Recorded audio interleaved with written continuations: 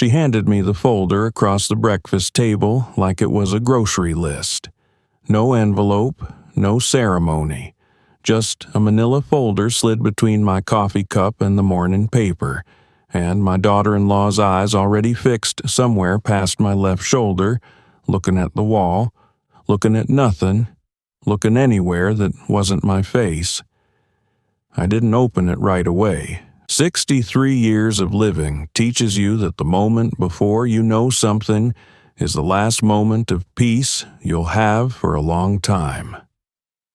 So I sat there another few seconds with my hands around my mug, feeling the warmth of it, listening to the refrigerator hum, and I thought about how quiet the house was, how it hadn't always been this quiet.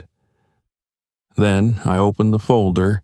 My son had signed his name at the bottom of a legal document transferring full operational control of Hargrove Building Supply, the company I had built from a pickup truck and a handshake in 1987, to himself and his wife, effective the first of the month. 37 years of lumber yards, contractor accounts, and early mornings, transferred like a car title. I set the folder down. I picked up my coffee. I didn't say a word. My son's name is Daniel. He goes by Dan now, has since he married her, since he started wearing shirts with small logos on the breast pocket instead of the flannel he grew up in. His wife's name is Renata. She came from money, not old money, not the kind that makes people humble, but new money, the kind that makes people believe they invented the concept. I never disliked her. I want to be clear about that because what comes later might make it sound otherwise. In the beginning, I genuinely believed she was good for him. Dan had always been the kind of man who needed someone with direction. He had my stubbornness, but not my patience, my ambition, but not my follow-through. Renata had both. She was sharp, organized, and she understood business in a way that impressed me. So, when Dan brought her into Hargrove 6 years ago, I was the one who suggested it. That's the part I have to sit with.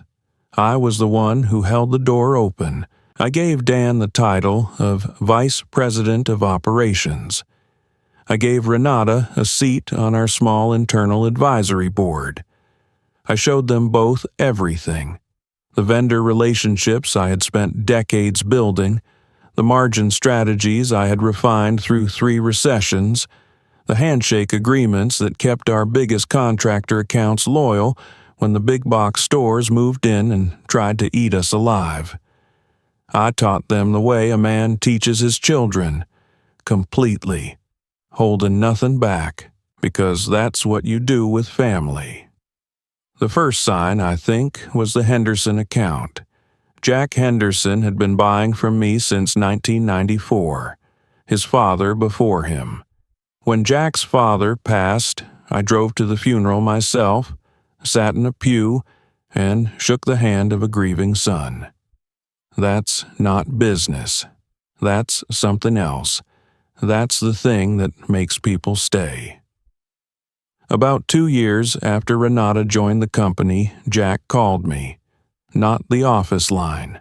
My personal cell, which Jack had used maybe 4 times in 30 years, and only for things that mattered. "Ray," he said. "That's my name, Raymond Hargrove, though most people who've known me long enough just say Ray. Did something change over there? I got a call from someone named Marcus saying he'd be handling my account going forward." Marcus was a hire Renata had brought in. Good kid, efficient. But he was 28 years old, and he had never once attended a man's father's funeral. I told Jack it was an internal miscommunication. I apologized.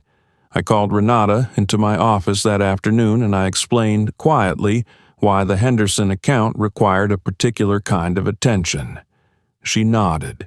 She smiled. She said she understood completely. 3 months later, the Henderson account switched to a regional competitor. Jack told me, again on my personal cell, that he was sorry, that it wasn't personal, that whoever had been reaching out from our side lately just didn't seem to know him the way I did.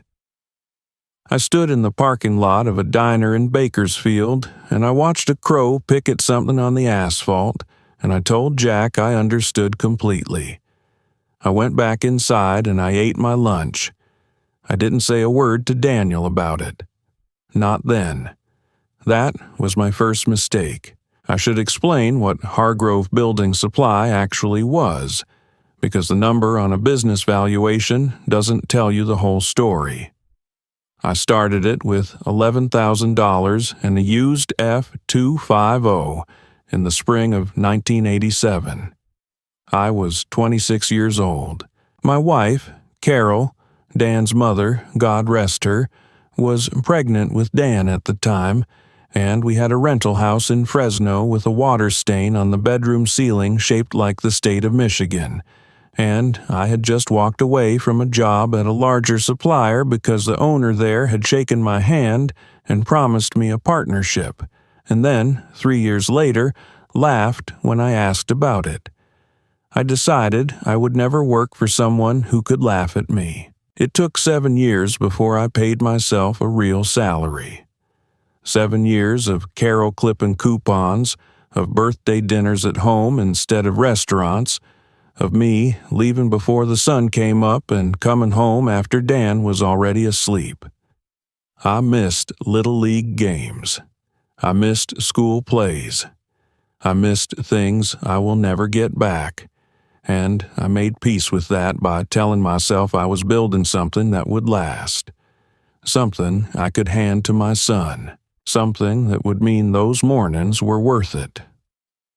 By the time Dan and Renata joined the company, Hargrove had 17 employees, accounts with over 200 contractors across Central California, and a reputation that had kept us alive through 2008, through COVID, through every storm that had taken out competitors half our size. We weren't just a supplier. We were the place contractors called when they were in trouble, when a job ran long and they needed someone to stay on the phone at 6 in the evening and figure it out with them.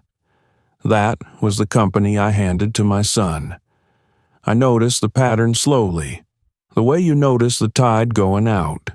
Not in one dramatic moment, but in the gradual absence of things that used to be there. My password to the accounting system stopped working on a Tuesday morning.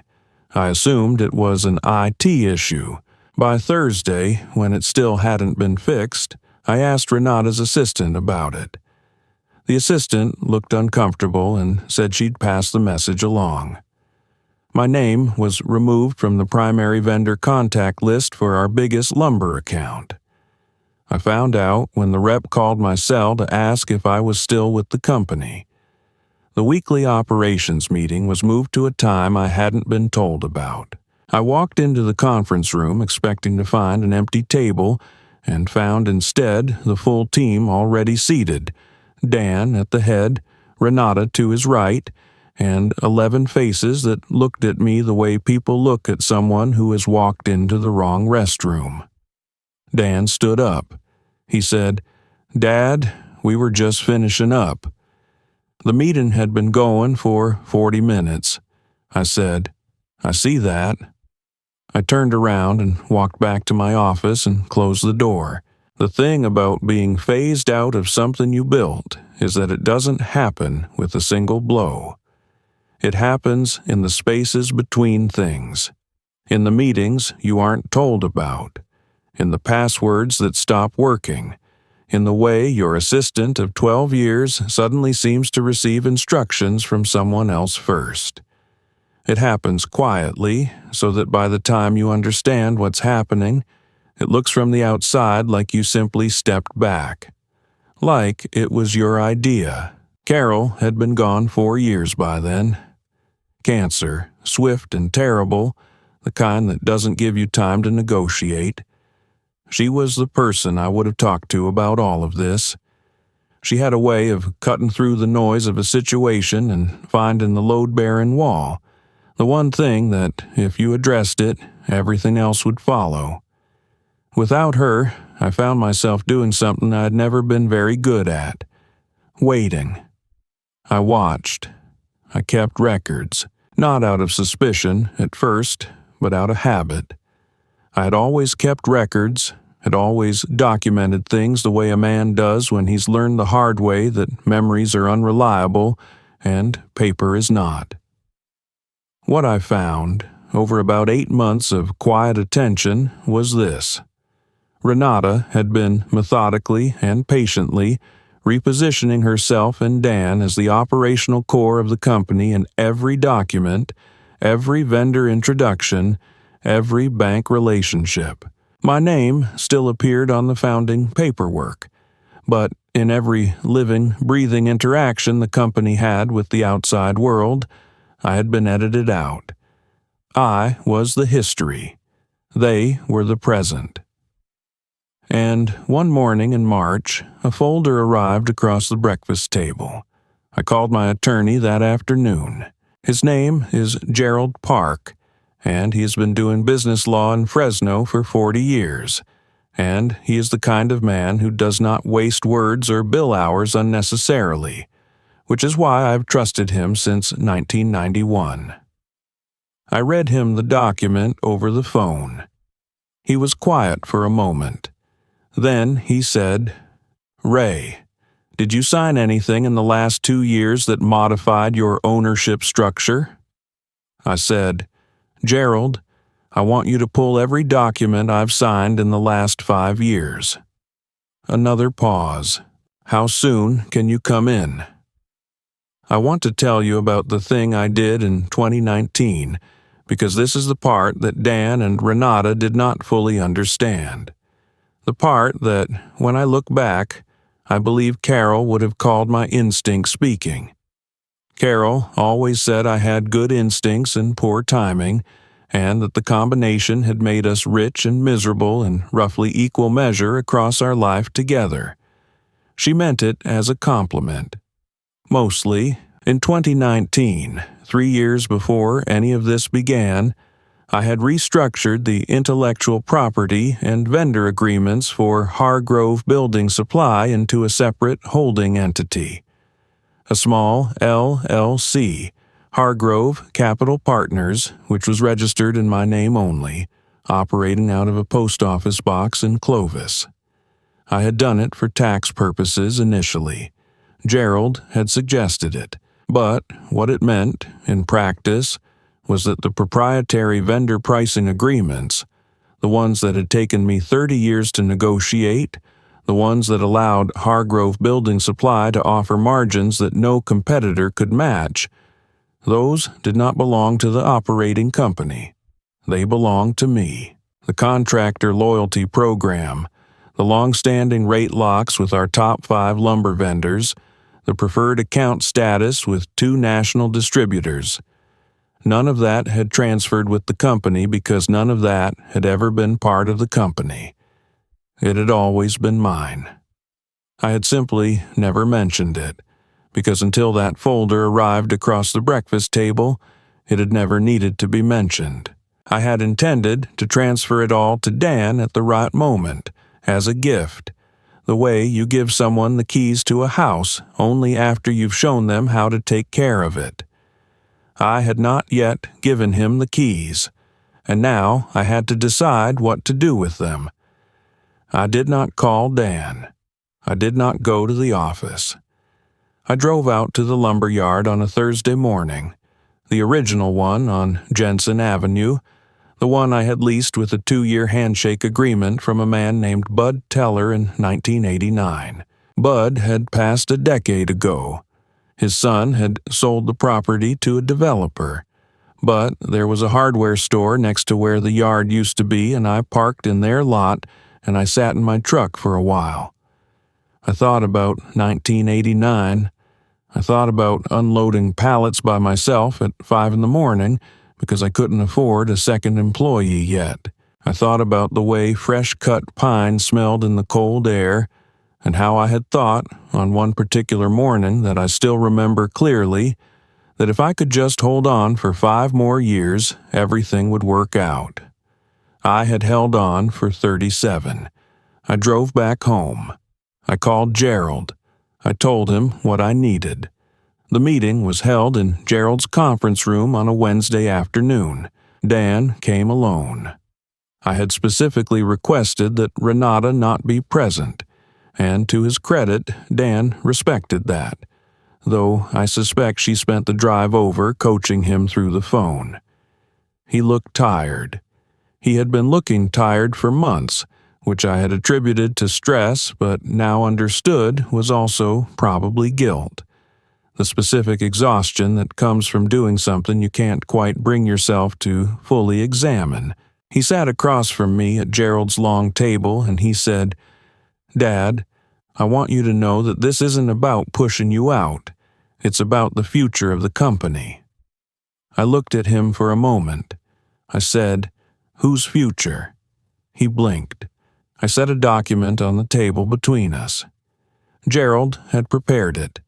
It was a summary of Hargrove Capital Partners, its assets, its agreements, its legal standing, everything that the operational transfer of Hargrove Building Supply had not and could not include without my explicit consent. Dan looked at it. He picked it up. He read for about 2 minutes in silence. Then he said very quietly, "I didn't know about this." I said, "I know you didn't."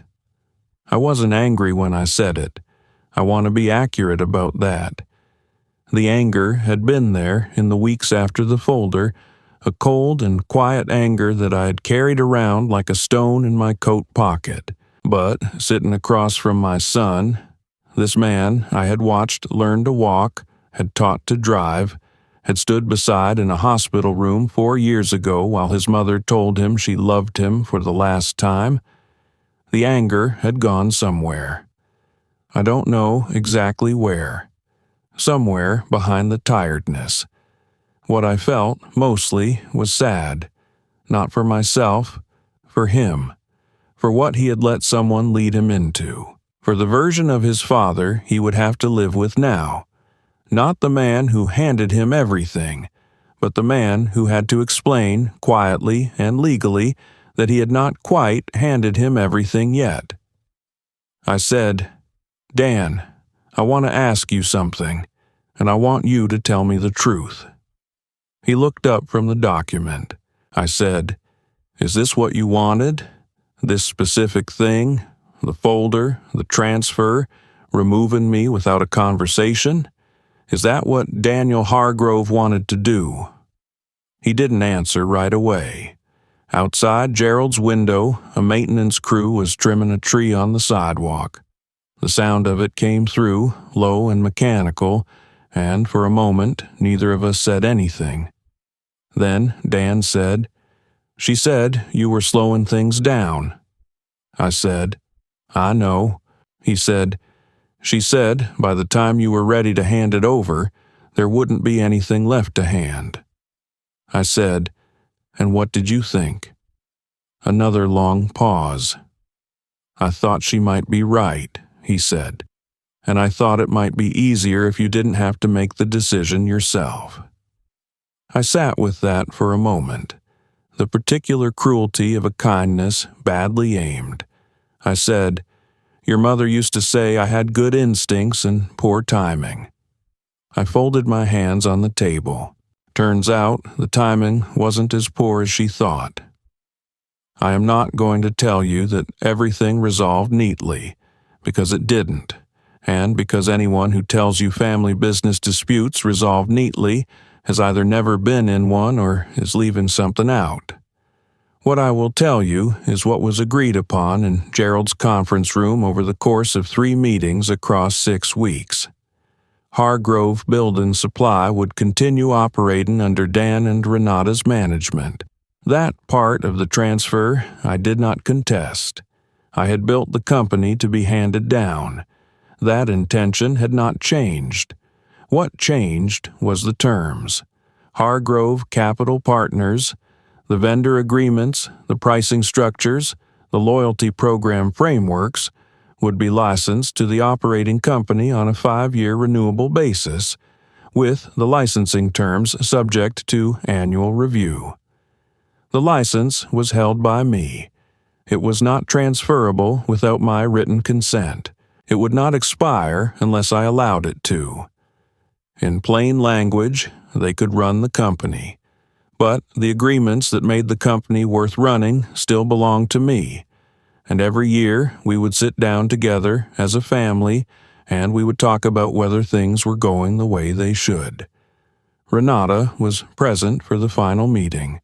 She sat very still throughout most of it. At one point, she began to speak about the intentions behind the original transfer document, and Gerald, who has the particular talent of interrupting people very politely, said, "Mrs. Hargrove, we're here to discuss the terms going forward." And she stopped. Dan signed the licensing agreement. Renata signed it too, eventually.